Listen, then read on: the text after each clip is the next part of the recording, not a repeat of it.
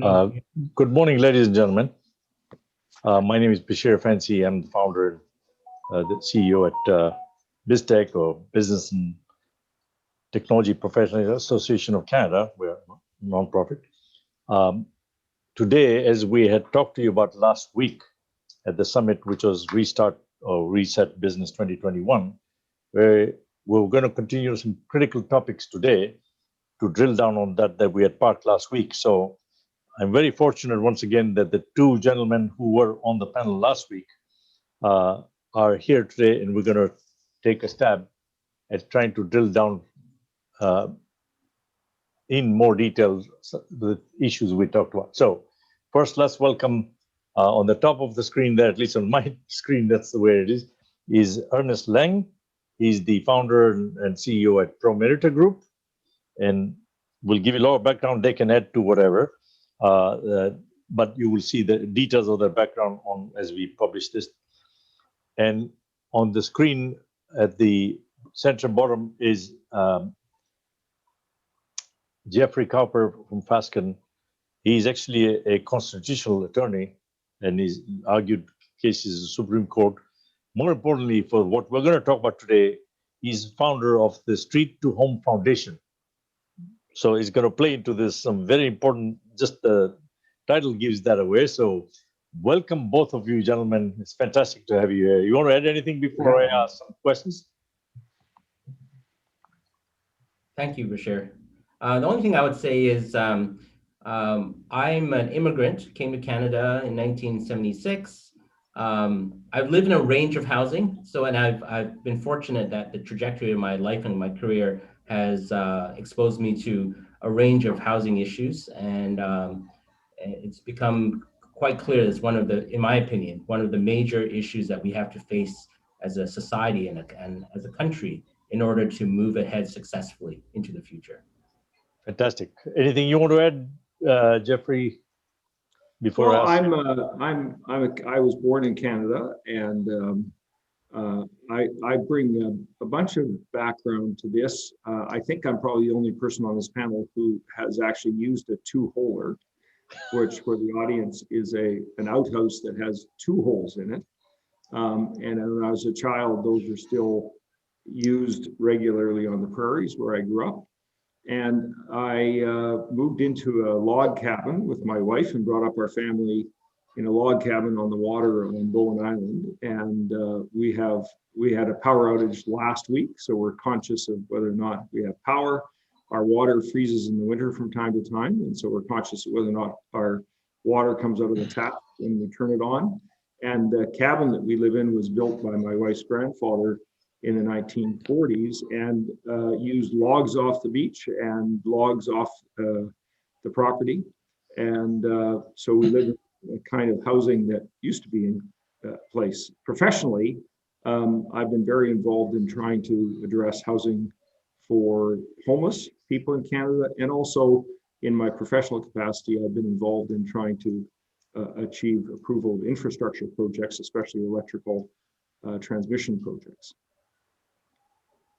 This is amazing. Every time I talk to you, there is a very interesting part of history that I learned from you. So folks, as we start the discussion now rolling, the first question I thought I will go to, since we've talked about housing is a critical component of Canada's recovery, and to I guess acquire and retain talent here. What are the components of good housing policy? You want to start? One of you, whoever. Ernest, you want to go first, or Jeff? Doesn't matter. Jeff, I'm not sure. So Bashir, just to give the audience a bit more context, Jeff and I meet regularly for lunch to discuss, different ideas and different projects that we're working on. One of the things that we are working on is housing in general, at a number of different levels. But so I think, Jeff, you want to start off answering, or would you rather? This is kind of a recording of our regular lunch, frankly. Yeah, which is fair. That's exactly how it's intended to be. And it's appropriate here, Bashir. Ernest and I appropriate someone else's culture for this because we call them our Jewish lunches, because two of us gather, and usually at the end of it, there's 3 or 4 different inconsistent opinions. So it's good that our panel has no Jewish people on it. So these are Gentiles pretending to be vigorous Israelis. Well, let me start by saying, I mean, the main lesson I take from 15 years of the Housing First policy, which has rolled across North America to try to house homeless people, is that Housing First may be a useful addition to our tool of social tools to help people who are on the street, but it is not enough. And I think if you go back 15 years ago, people were saying, if you get people in housing, they're going to find the services, they're going to find the human infrastructure they need for their mental issues or addiction issues or recovery. And I think on any objective basis, we realize how housing is important, but it is not enough for sure. And I think that's accords with common sense. In my view, if you look across the political spectrum, both the right and the left are equally right and wrong on this one. You need government in order to have infrastructure. That's just a case. But government can't provide all the solutions. I think Hillary Clinton used to say, it takes a village to raise a child, but a village is not government. A village is people who are dealing with each other and solving problems with each other. At the same time, government needs to provide the legal framework within which that can work itself out in a way that's productive and helpful. The only thing I would add to, I totally agree with Jeff's comments. The only two things I would add to Jeff's comments. Firstly, I think it's important to differentiate between social housing and the housing issue more broadly that impacts, most of us, like sort of regular Canadians that aren't necessarily in a situation where we need sort of non-market housing. So I think it's important. The issues are a little bit different, and I think the solutions are a little bit different for those different types of circumstances. The other thing I would also add to the housing discussion is the fact that not all of the issues are sort of tangible and bricks and mortar, so to speak. So we are at Promerta Group. We have a business in the seniors housing and care sector, where we have a village.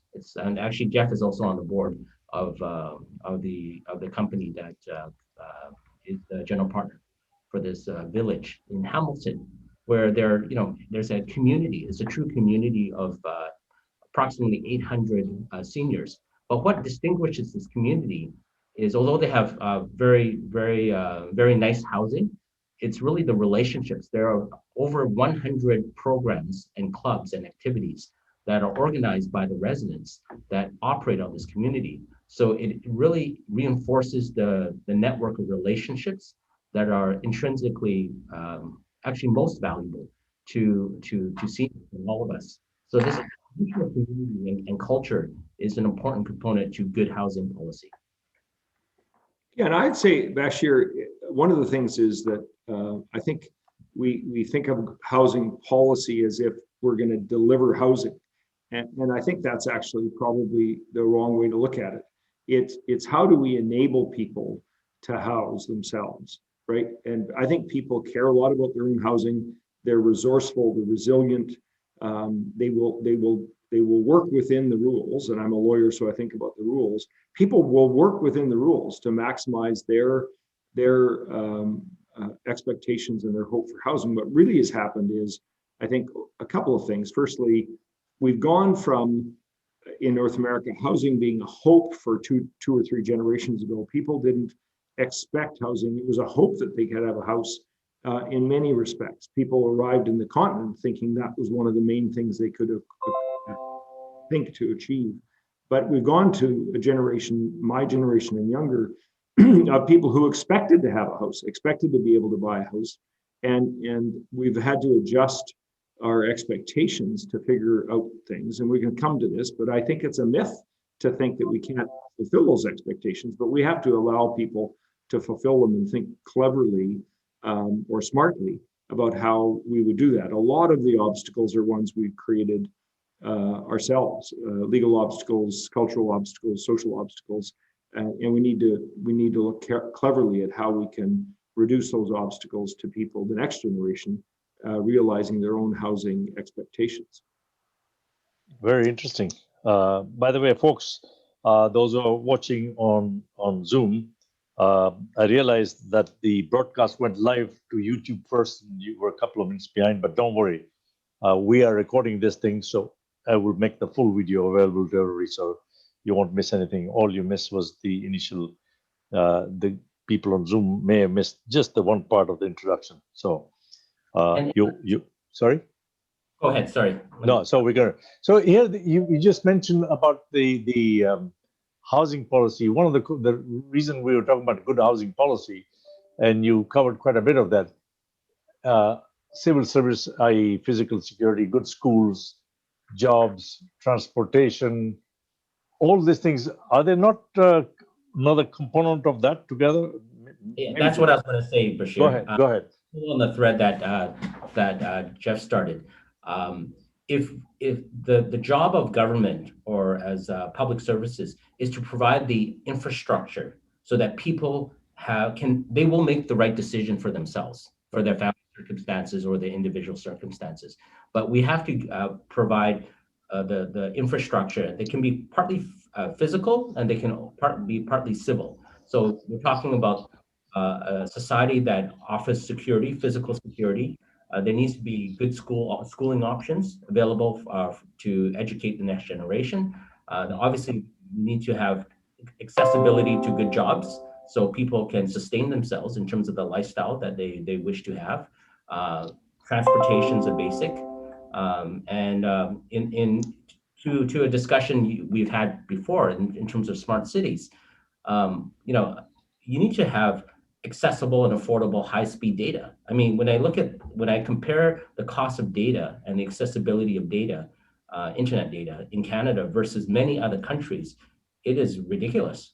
So, essentially, our regulatory framework has created a significant cost and hurdle to us developing smart cities. As I've mentioned in the past, before we can build smart cities, we have to be a smart country and a smart society before we can talk about building smart cities and attracting the best and the brightest. Well, actually, I'd sorry, say, yeah, go ahead. Bashir, a couple of things. I think Yeah. one of the things that is a challenge, just recognizing it, is over the last 40 years in North America generally, our neighborhoods have become less mixed in respect of education and income than they were before. I think there's been a lot of studies showing that we've become more educationally segregated, more economically segregated than before. And that is actually, in part, a product of our own choices as communities to basically not, for example, provide higher density housing, smaller lot sizes available, to make it difficult for people who have a different economic position than ours to live in our neighborhood. Similarly, and this is true in the United States to a good degree, but also in Canada, is people move to where there are good schools, as an example, and that can both include people and exclude people. I think we're very conscious today of how, especially overall, we could racially segregate housing. That was a major historical fact in lots of countries. We're less sensitive to the fact that we're actually segregated on the basis of crime rates, right? People move away from areas of high crime when they can do so. And so government providing safety on the street is actually, and through effective policing and other services, is actually critical to people feeling that people who can choose to move away, choosing to stay in to an area which might have a broader variety of people in it. And so I think one of the things we have to strive for is creating an environment within which you have mixes of people, both economically and socially and otherwise, all living in the same neighborhood. Because one of the things we've seen is we actually have less to do with each other across the ways than we did 40, 50 years ago. Absolutely. This balkanization of our society across various demographic lines exacerbates the divisiveness that we see day to day. And I think greatly increased over the last number of years. And I think housing policy, good housing policy can contribute to some solutions to those issues, and bad housing policy will exacerbate those issues. You know, one of the things that both of you touched on, which is very important, and you covered it, is that if you go into Far East or go into Africa or even go to Kenya, you will see that there's mobile phone charges are almost nothing, allowing people to communicate, be part of the system, right? When we look at here, we're probably without doubt the most expensive in the world.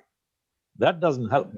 And although you have CRTCs and authorities like that in place, I don't know what has happened or not happened, because certainly that doesn't help. But now we are forced into it because of coronavirus, people working from home. You got schools doing online, but there are people who live in apartments who don't have internet properly, right? And therefore they can't participate. And I've had people talk to me about it. So we are leaving people behind because we never thought about those things, right? So that's a very important point both of you have made. And so one of the things we need in Canada, Bashir, and this is what I encountered, is that we all recognize the revolutionary potential and the fact that we're actually in the middle of the technology revolution. And it's reaching everywhere. I was in the Amazon in the middle of the forest and went into a small village. And this is over a decade ago, and I'm meeting with the villagers thinking I'm 1,000 years in the past. And I noticed that one of the women I'm talking to has a cell phone tucked into her dress. And I look at it and say, oh, what do you use that for? And she says, well, I use it to keep track of my kids who are in college on the coast. And I said, well, how do you do that? And she pointed up behind her, and out of the Amazon forest was a cell phone tower that had been built so that they had cell phone coverage. And as you've said, quite often the cell phone coverage in Africa is better than in parts of Canada for sure. But let me say that part of our culture, and we need to find a solution to this, is every time anybody wants to build additional technology infrastructure that affects any neighborhood, it's a problem. I was involved with replacing the power cable to Vancouver Island, and it had aged and it needed to be replaced because it was going to break down. It was servicing 700,000 people off the coast of British Columbia, but there were 5 different routes to bring that power to a cable. Nobody in any of the routes wanted the power lines that were going to go to the cable to go in the route that was near them. They were all obviously wanting it to go through somebody else's neighborhood. Similarly, I think I recall the CEO of a power company saying the hardest thing to do in North America today is actually build a new high voltage power line to supply a necessary population with additional electrical power. And so I think we should recognize that some of the problems that we have in this respect are ones that we create, and finding creative solutions to that issue where everybody's in theory happy with infrastructure. They just want someone else to have it go in their neighborhood is a problem. That's fabulous in terms of parking the challenges. So that springs to a next question then. What are the problems and risks that we will face or we are facing if we don't solve this problem, especially the housing problem?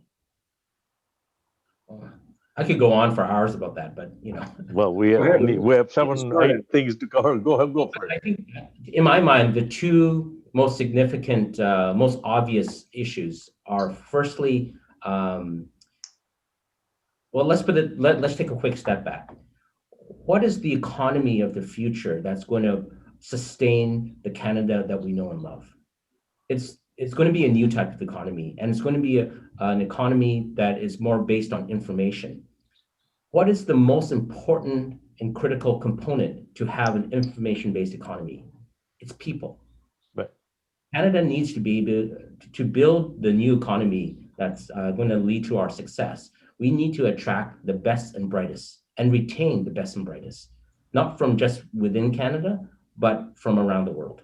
Now, Canada, so how easy will it be to attract the best and the brightest when we have a job market where people are being paid, let's just say a good computer programmer, makes $100,000 Canadian in Vancouver, as an example.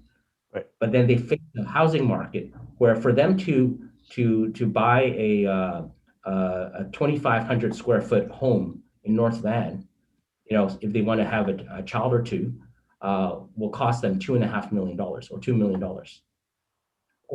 How do you go to and attract the young people that we need if we tell them that's the value equation for your dollar?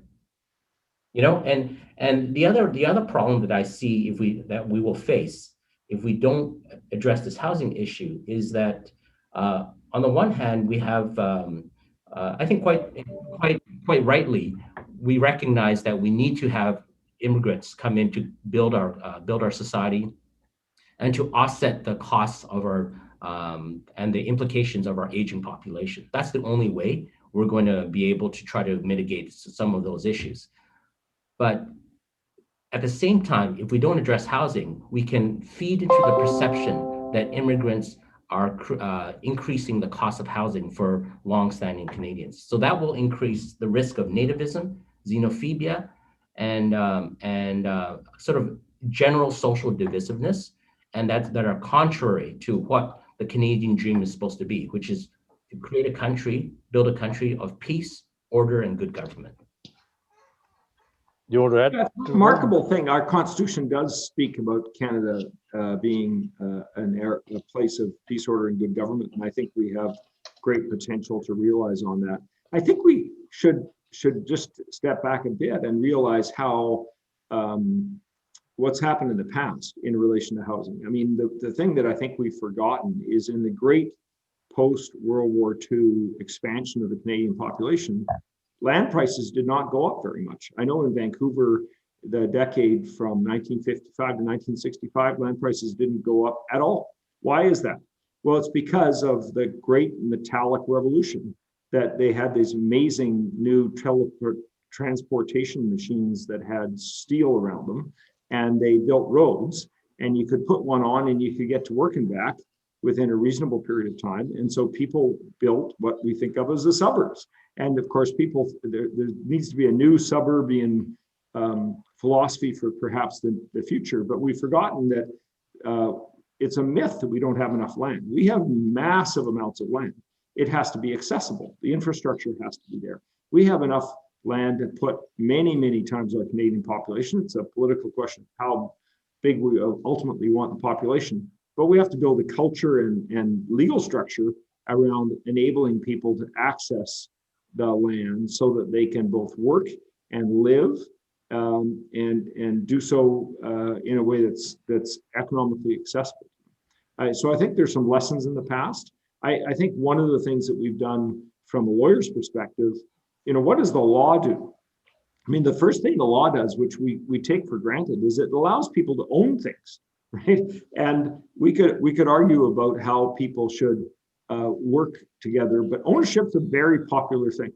When you talk about people having their house, they don't want to, by and large, live in a house someone else owns. They don't want to live in a house that the government owns. They want to live in a house that they own. And that's a hugely powerful, I think, universal human feeling. And they're prepared to think about that and work about that. That's really what, in some ways, built our country in the first place. What built Canada originally was a railway that was the fundamental first generation infrastructure in the middle of nowhere. I was reading the other day, apparently Saudi Arabia is going to build a hyperloop that goes in many, many miles into the desert and then build around it. Well, they're just building in the same, it's sort of like they've stolen our idea of the Canadian Pacific Railway. But the modern technology enables a lot of this to happen in a way that I think is very exciting. And so, for example, the idea that people don't have to be in the office 5 or 6 or 7 days a week. I know, Bashir, you're in the office all the time, but that they can work from home. That enables a broader footprint to be done, and it enables transportation to be more effective. If people are only coming in 2 days a week, we don't have to build new infrastructure. The existing infrastructure can probably serve even more people. So, and this point is going to become more relevant because the coronavirus has created that situation you just talked about. In fact, you look downtown, a lot of people are moving out of their apartment and going to, houses outside and so forth, right? Well, there's some reverse commuting now. I know there's a couple of books out on the new suburbs. I think the transformation of the industrial residential infrastructure or housing, as well as just office spaces, it is a very exciting thing. People may be commuting because people like living in cities as long as they're safe and comfortable. We like living with other people. And I know Vancouver over the last 30 years has increasingly been a place people like living downtown. If you go back to 1960, people said downtown is going to be hollowed out, but no, it isn't. It's the other way around. It's a very vibrant downtown, much increasingly vibrant. And then people might eventually move out to the suburbs, not by moving there, but by transporting there for work. So you're going to get some reverse commuting.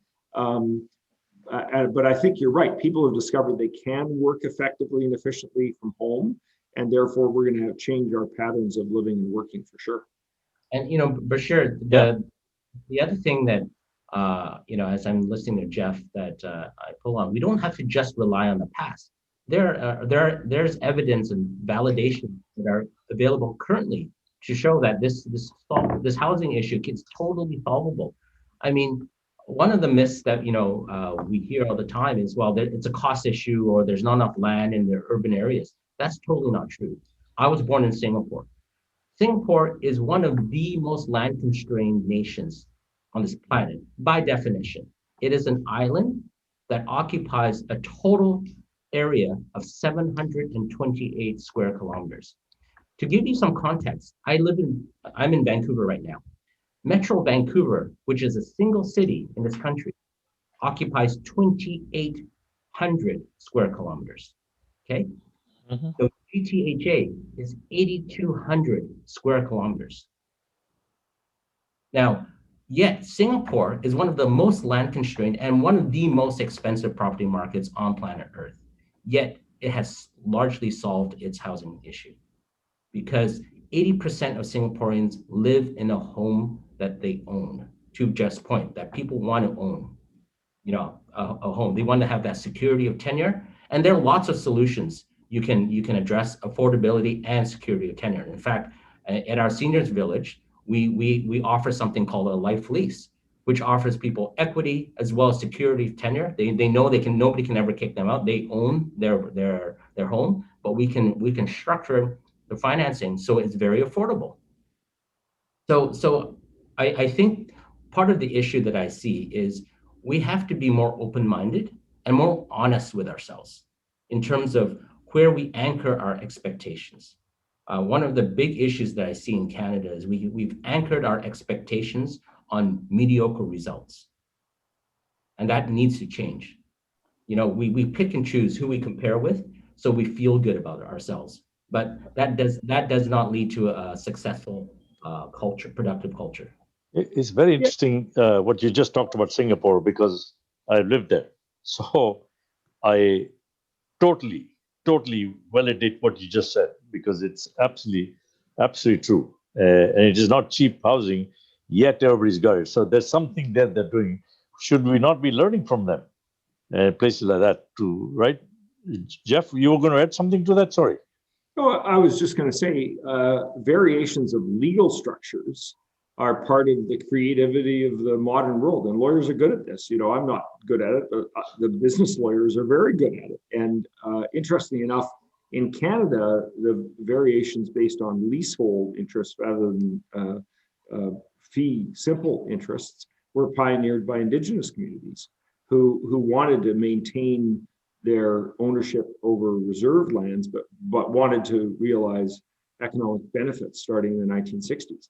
And so they've offered a model which people can take advantage of. I always remember, Bashir, is a funny kind of story, is that the world's oldest person for a time was a French woman who in her 90s had run short of cash. And her lawyer said, well, what I'll do is I'll give you a life lease because you haven't got long to go, and I'll pay for your life lease so that I can get your house back when you pass away, and that'll help both of us. And so he entered into a life lease, and then she was, I think, in her 80s or 90s at that stage, and she got older and older, and I think she lived to 126. and her lawyer died before she did. So I always thought she got the better of her lawyer in that case. So, but the point of the story is you can't predict anything, but it also shows a way in which she actually was able to stay in her own home for as long as she lived. And so Ernest's innovation in that area is, I think, completely consistent. I think the interesting thing that I would like to say is I think the segregation of people is something that we can and should resist. Segregation based on age, or segregation based on income, or segregation based on race, or these things. Mixed communities are more vibrant communities. You know, I'm privileged to live with my grandson and to live with my mother-in-law. We have 4 generations in one living system. We live and have some different buildings side by side. It's a wonderful thing to be able to have that. And it's very Chinese. I live, Ernest and I are underneath the skin, probably both Chinese.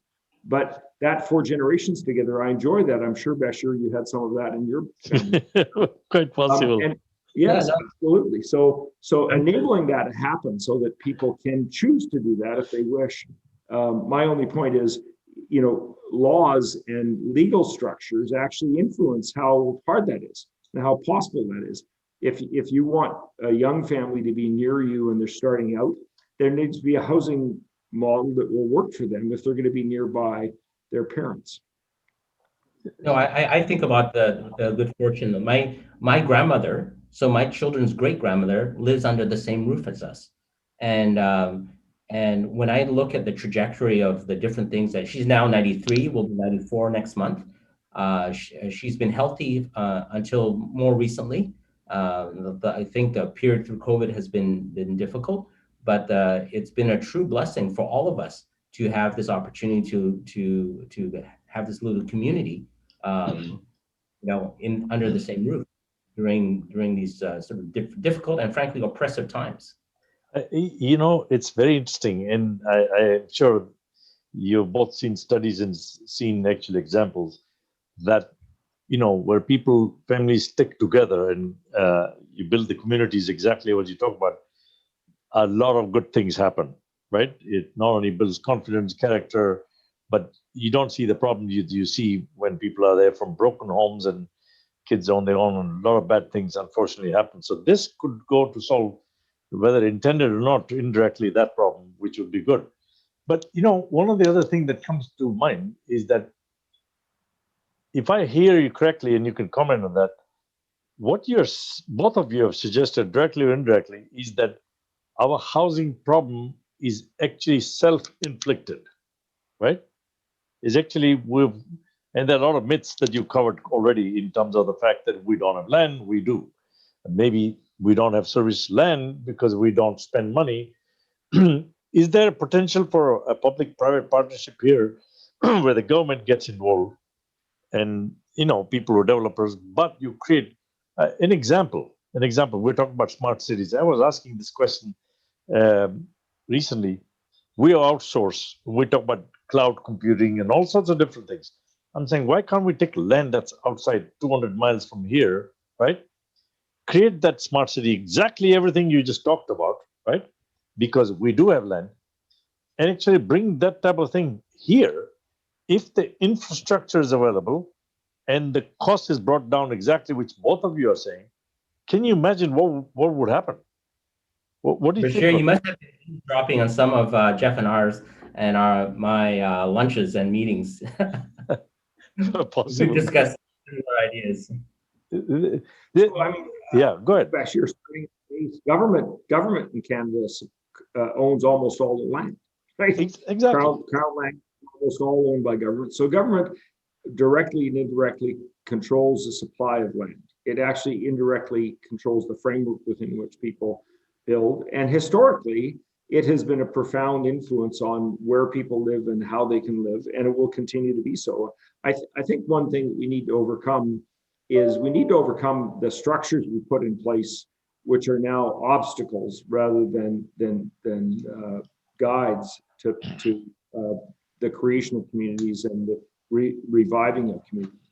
So for example, I don't know exactly, we need to have the political will to say, hold it a second, if it's the right thing to have mixes of density, we can't leave it up to the local municipality, because we know that by and large, everybody's going to show up against that. We can't leave it up to local folks to make decisions for the broader community. We need to have leadership in government at the senior level. At the same time, it's I think it's always a Goldilocks solution. Local insight is important as well.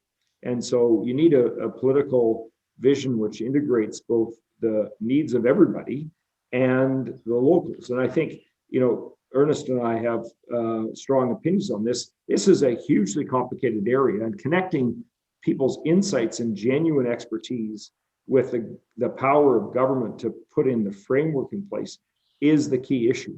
And ultimately, we're going to get what we ask for, right?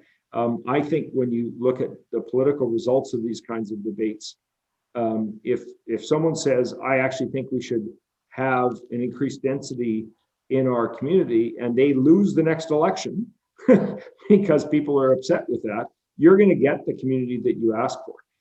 Similarly, if we want to be left behind by the rest of the world, we can choose that. I think at the end of the day, it is our own responsibility, and leaders, especially political leaders, listen very carefully to what the communities want. So I think we have to come behind and say, we want something different. We want a better, more open-minded way, and the kinds of communities we want to see are different kinds of communities than we've been seeing evolve the last 20 or 30 years. Although, we're wonderfully fortunate to be in this part of the world, and we're building on what is a fantastic place to live. But we need to take on the next generation of challenges. So here's a very interesting thing what you talked about, because really you're talking about the fact that we've created a culture, right? And we've lowered the bar, right? We have lowered the bar. Everything what you're talking about is that we find things acceptable, or we don't say much and accept it, and that's exactly what we get, unless we start holding people's feet to fire and say this is not acceptable, right?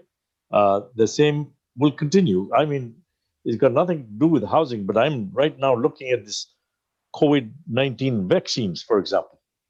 And we have all sorts of confusion whether we're going to get supply or not supply, but decision we made 20 years ago of crucifying and knocking out all the pharmaceuticals here, right, has now exposed us so badly. US has distributed 47 million doses, although they've only administered 23 or 24. UK is moving at full steam and done 10% already. We are into few thousands. Yeah. And so what is the problem? Is it the efficiency, like you're talking about leadership, efficiency, our thought process? You talk about competency level. What is it? I mean, I think if we're really honest with ourselves, at the end of the day, in a democracy, the problem is always us. And what I mean by us is the people generally, Canadians, in the sense that the leaders really are just taking our cue as voters and as the electorate.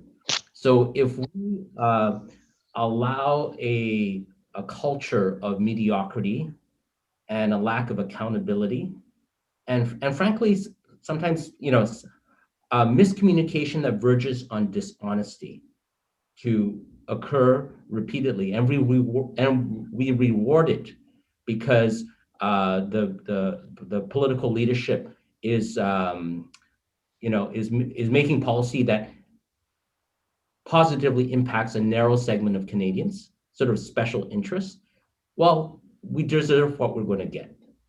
So I think as voters and as Canadians, we have to decide what kind of country do we want to live in. But there are models. I mean, I think Singapore has demonstrated. There've been actually papers written about what was the secret of the success of a country that by anyone's imagination would never have expected, because they develop a leadership and social culture that emphasize pragmatism, meritocracy, and honesty, and they stuck to it. Yeah, it says pretty good. Jeff, you want to add to that? Well, I think, Bashir, your example of pharmaceuticals is an interesting one because um, I would say that one thing we need to ensure, and it's one of those things, is we need to have people be honest. That's part of it, but we also have to reward honesty.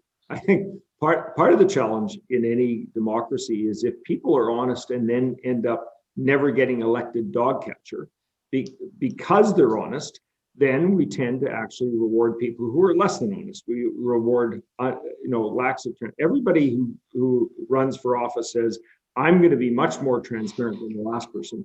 I'm going to be much less concentrated in power than the last person. And then, as sure as the sun rises, 24 months later, people go, oh, the power is all concentrated in one office and they're not telling us things and the transparency is not the order of the day.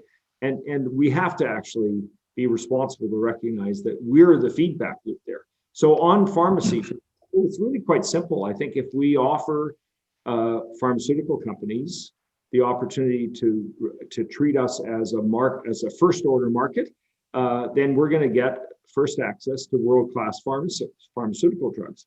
If on the other hand we say we're going to choose not to do that, then we're going to drop down and be at the bottom of the rank for new drugs. And it's actually a complex problem. I think there are many miraculous drugs coming out right now that if we're going to have them developed for future innovation, we have to recognize that they've got to be expensive because otherwise there's not going to be an economic incentive. And the economies which, like the United States, for example, which will say, if you come up with a miracle drug, we're actually going to pay a substantial price for it because you're saving people's lives. That's going to provide the incentives. And there's undoubtedly a balance to all of these things, but there are voices which say, well, let's make it a non-profit. Let's have non-profit drug making. And I think that's a fair and adult debate, but you can't have the worst of both worlds where you're pretending to have a for-profit pharmaceutical innovation industry. And at the same time, you're not letting the people who actually come up with the drugs that you've asked them to come up with not be rewarded. And so I think there's a balance between those two things. I think we have to be economically mature and learn from the last 100 years of century plant economies that didn't work. So we should always be suspicious when government purports to understand the complexity of an economic reality. That's what I think technology, among other things, enables us to do more effectively. So we have to drive honesty. We have to reward honesty. My experience is everybody's really in favor of honesty until a person tells them something honest they didn't really want to hear.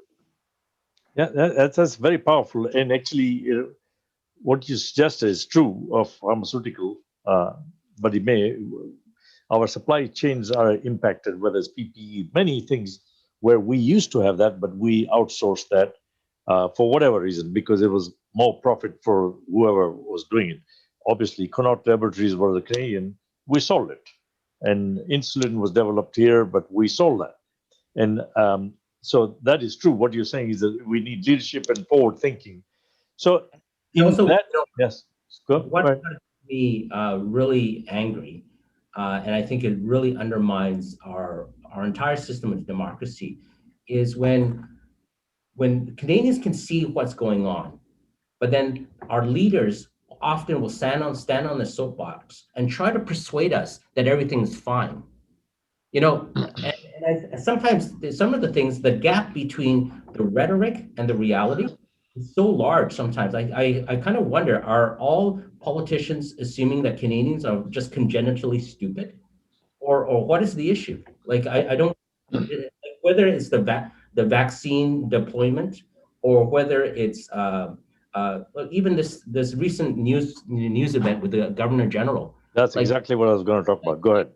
You have, it's very clear that a more judicious selection process was ignored. That was already in place, was ignored. And we have the Governor General that's worked for a grand total of less than 3.5 years, who's probably going to pick up a pension that's worth close to $5 million. So here's a question, just park that for a second. In your legal opinion, right, is what I'd like to. We just rewarded bad behavior, right? Because she was allowed to resign rather than get fired, right? So now she's going to get paid. Had she been fired, she would have got paid nothing. Shouldn't Parliament or somebody step in and saying, we can't allow this, right? And say, this better be overturned because she was fired or she resigned for cause. The damning report has come out, they have redacted, which they were talking about today. What would you, from a legal standpoint, could they not have done it? So Bashir, let me be. This is where we're going to have a truly controversial issue. So let me say this, which is firing her, hiring the right governor general, firing the right governor general is, in my view, a distraction. It's a classic distraction. Okay. Is the right or wrong of it? We'll have another governor general. Governor general, frankly, could be my 2-year-old grandson, and we would get the same out of the governor general that we don't. I don't want to be dismissive because they have a ceremonial role. The key question to us is: are leaders going to stand up and say, "Guess what? This is how we're going to build 200,000 homes in your communities. And we're going to provide the structure where we're going to have hundreds of thousands of new homes because that's what's going to have to happen. And they're going to be they're going to be mixes, and they're going to have, here's our vision for why you would want to live in Canada and why businesses would want to locate their employees in Canada and why it would be a place where the next generation is going to be world leaders in relation to the kinds of technology and related fields. And Canada has lots of things where technology helps, but it's added on to other things like oil and gas traditionally, transportation traditionally, electrical power, for example. I mean, we led the world in how do you take power over a long distance. Why? Because we have all these distances. So we need to find the ways in which we're going to be good. I think we need to be open and competitive.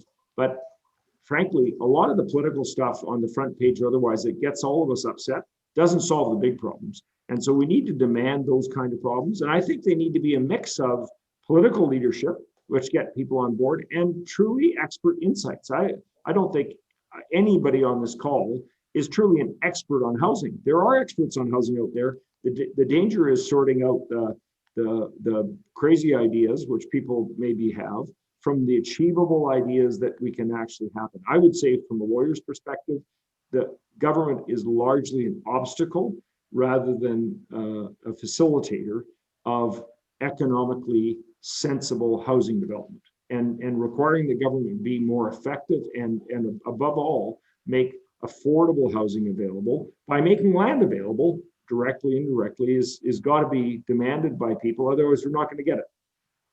But I can point to some hope. Okay, I think one of the silver linings of the COVID pandemic is that it's put so much pressure on certain aspects of our societies that those who are in political leadership are being forced to recognize that, hey, we really do have a problem. And I'd rather, at least on my, during my tenure, when during my watch, I'm going to try to do something to make a dent in the problem.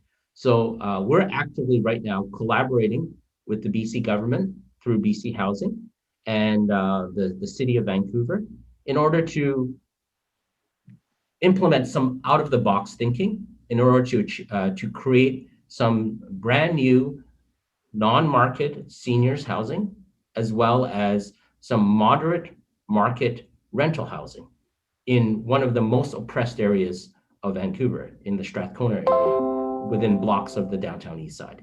So there's some hope. I think there's a growing recognition amongst all stakeholders and political leaders that it is imperative that across the country we start looking at our problems and addressing them more seriously, and put aside political and partisan interests, which are narrow, and think more broadly for the well-being of Canadians. So at the end of the day, Canada, the reason my was attracted, my parents were attracted to move to Canada, we saw that Canadian society, Canadians as a whole, are decent, moderate, and tolerant people. So, and I think fundamentally practical, once we can put aside our, ideological flags. Yeah, Yeah, I think that there's lots of reasons. yeah.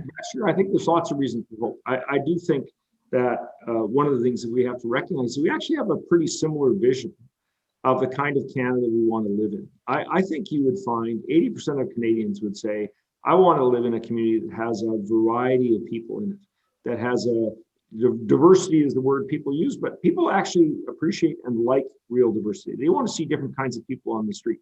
They want to live in a community that's a community. They don't want to just be in a gate. We don't have gated communities in the same way that some communities have. We enjoy a huge amount of civic safety. Our crime rates are very, very low and can be kept low. So people can walk around downtown Vancouver. You can walk around anytime in downtown Vancouver of the day or night. I do so. I have, and you feel safe, which is fantastic. It wasn't always that case, by the way. It wasn't always the case. So we need to maintain that. I think one of the hopes, though, is technology has reduced the gap between problems and solutions. That's what I think of is because you're engaged with millions of people's minds, the distance between the problem and solution has never been shorter. And so the solutions are there. We just actually need, I think, through our political culture to ensure that the people in leadership actually effectuate the ability of people to solve their problems. People will solve their problems on their own as long as people don't get in their way. And that isn't a simple way of saying no government, because it's a framework within which people can do it. And I think the exciting feature of Canada in this sense is we are actually less polarized than many, many, many communities around the world. We actually have agreement at the ground level around a lot of things that in the United States, for example, many questions would be 50-50.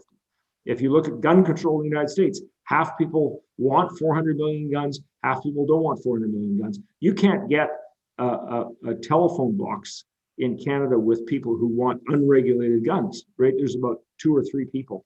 They're not Ernest's relatives, by the way. So my point is we have a huge amount of consensus around what is a healthy community, what's a safe community. And I think we just have to move towards making it more possible. And quite frankly, on this front, the differences between a liberal government, a conservative government, and an NDP government are trivial relative to what we can achieve together. Oh, Bashir, you're on mute.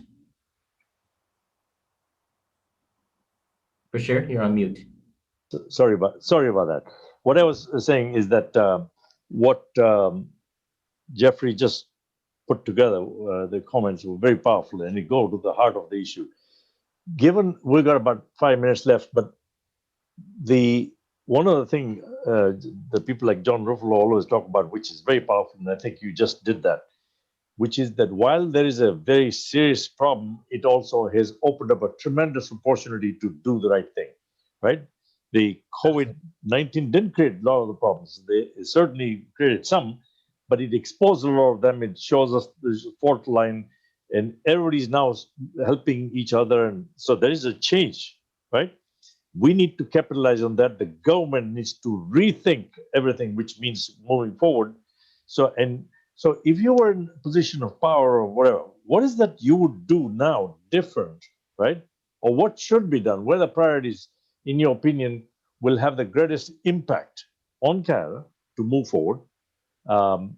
And also, if you can encompass in there, are there some legal things and regulations we need to change to prevent all the barriers?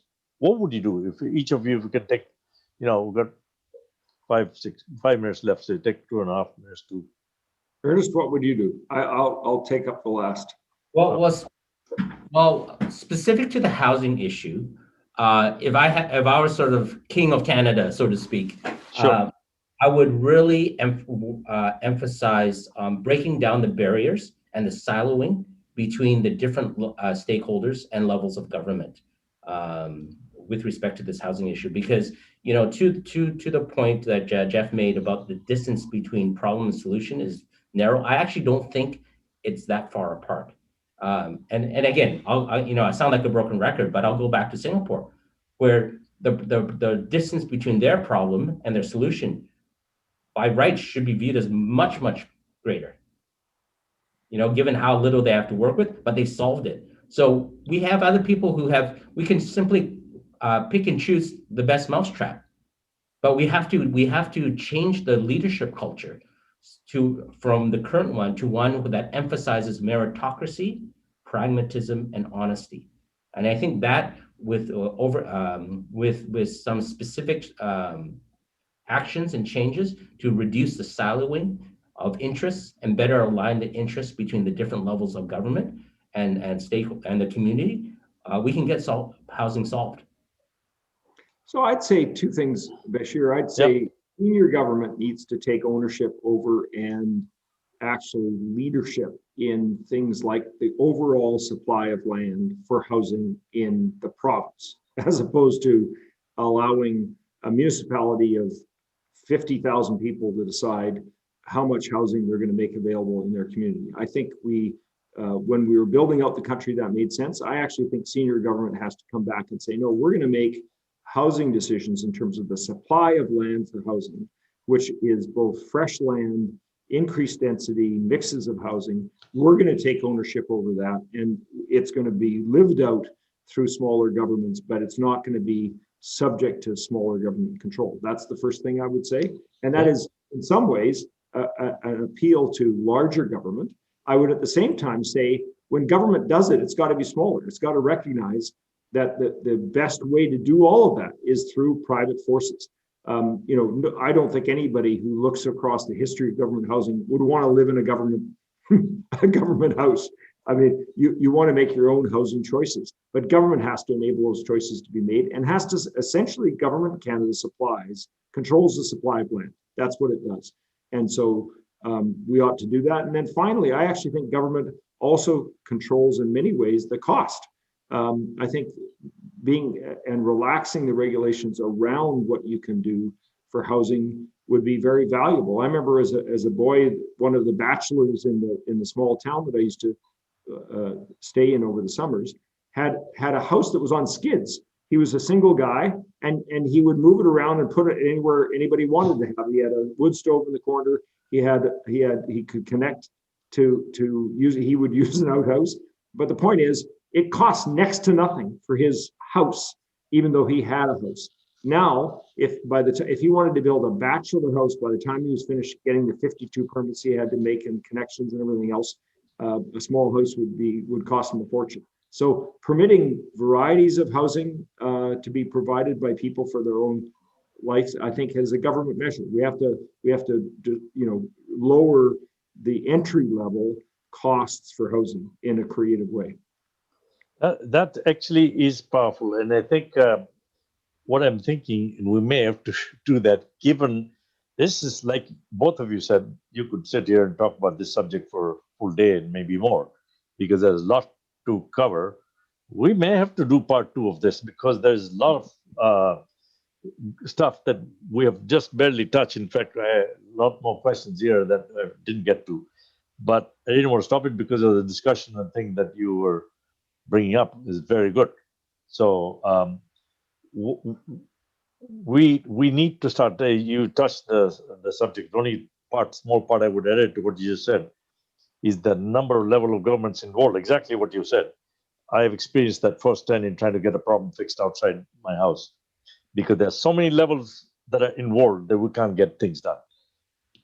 Ontario buys hydro from New York, and Quebec sells the hydro to New York.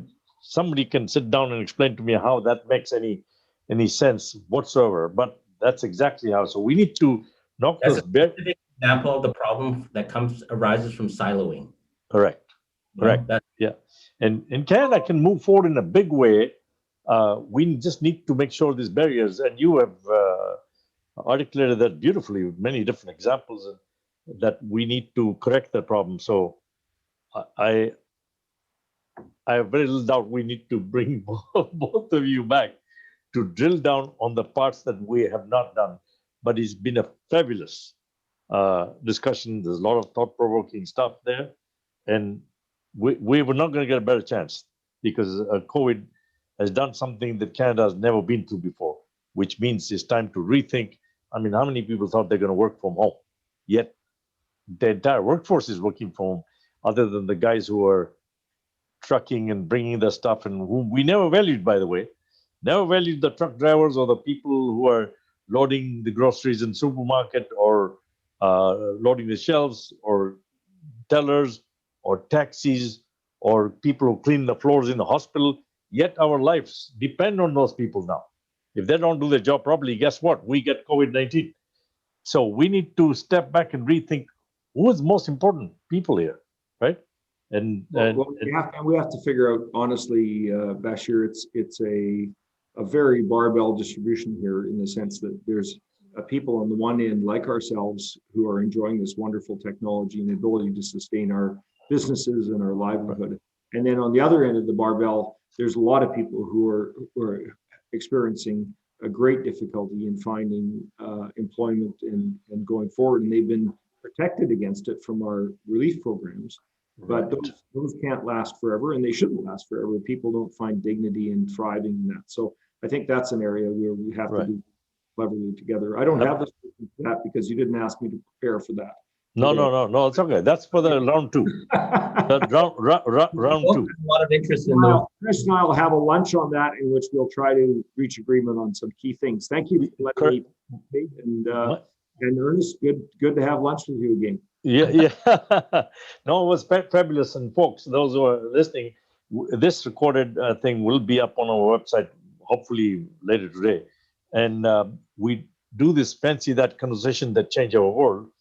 And this, although we picked it up from, you can see that this is the type of format where you can actually hear honest conversation, because it's a relaxed thing, and we'll be doing more of this. So from the bottom of my heart, thank you, Jeff. It was fabulous. And by the way, people who don't know, Geoffrey Cowper is a Queen's Counsel.